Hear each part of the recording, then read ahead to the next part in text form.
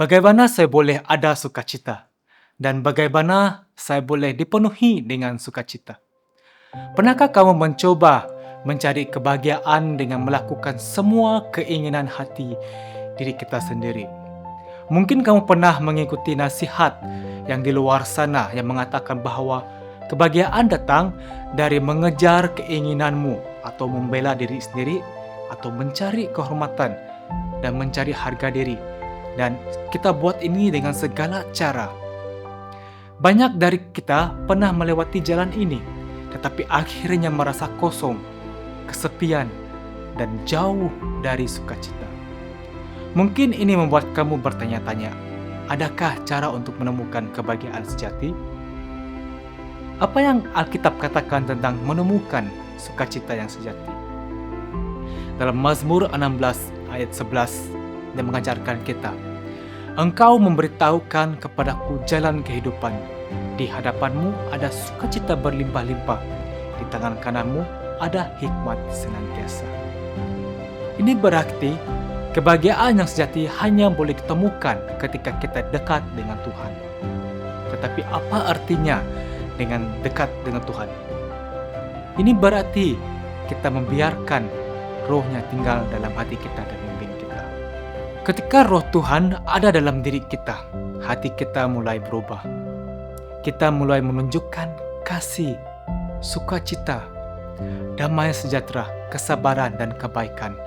Ini adalah buah roh yang disebutkan dalam Galatia 5 ayat 22 hingga 23. Perubahan ini terjadi karena kehadiran Tuhan menggantikan keinginan kita yang penuh dengan kepentingan diri sendiri dan menggantikan dengan sifat-sifatnya yang ilahi.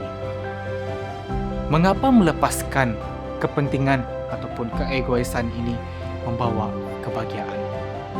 Mari kita lihat kisah Raja Salomo. Dia memiliki kekayaan yang luar biasa. Hikmat dia ada dan segala kesenangan yang diinginkan manusia. Namun, dia akhirnya berkata, Aku telah melihat segala perbuatan yang dilakukan orang di bawah matahari. Tetapi lihatlah, segala sesuatu adalah kesia-siaan dan usaha menjaring angin. Ini terdapat dalam Pukul 1 ayat 14. Meskipun memiliki segalanya, Salomo menyadari bahwa kebahagiaan sejati tidak dapat ditemukan dalam harta atau kesenangan duniawi.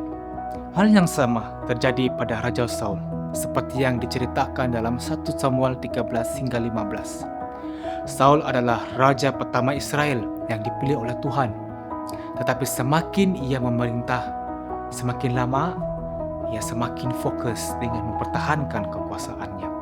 Terutamanya setelah melihat populariti Daud semakin meningkat. Kerana takut kehilangan takhta, Saul mula membuat keputusan-keputusan yang tidak masuk akal, seperti berulang kali mencoba membunuh Daud. Daud tidak mentaati perintah Tuhan juga, dan bahkan dia mencari seorang dukun untuk mendapatkan petunjuk. Akhirnya, kerana ketidaktaatannya, Tuhan menolak Saul sebagai raja.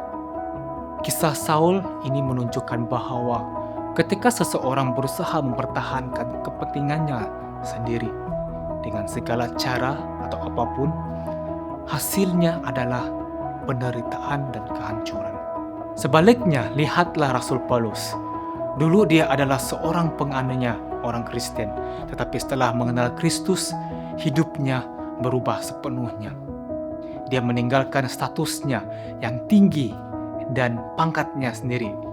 Dengan melepaskan kepentingannya ini dan membiarkan Roh Tuhan bekerja dalam dirinya, Paulus menemukan sukacita dan tujuan hidup yang sejati. Dia berkata ini, kerana bagiku hidup adalah Kristus dan mati adalah keuntungan. Ini terdapat dalam Filipi 1 ayat 21. Dalam suratnya kepada jemaat di Galatia, Paulus juga menulis, Namun aku hidup, tetapi bukan lagi aku sendiri yang hidup, melainkan Kristus yang hidup di dalam aku. Ini terdapat dalam Galatia 2 ayat 20. Sukacita Paulus berasal dari identiti barunya dalam Kristus yang membebaskannya dari kehidupan yang berpusat daripada dirinya sendiri. Hidupnya adalah bukti bahwa kebahagiaan sejati tidak berasal dari pencapaian atau harta, tetapi dari hubungan kita yang mendalam dengan Tuhan. Jika kamu sedang mencari sukacita, renungkanlah undangan ini. Lepaskan beban berat dari kepentingan dirimu sendiri. Izinkan Roh Kudus mengubah hatimu dan membimbing tindakanmu. Kebahagiaan sejati tidak datang dari apa yang kita dapat peroleh dari diri kita sendiri, tetapi dari penyerahan penuh kepada Tuhan Yesus kita. Karena itu marilah kita meninggalkan kesenangan duniawi yang hanya bersifat sementara dan mencari sukacita yang kekal dalam hadirat Tuhan di surga. Bukakanlah hatimu kepadanya hari ini dan biarkan kasih serta damai-Nya memenuhi hidupmu.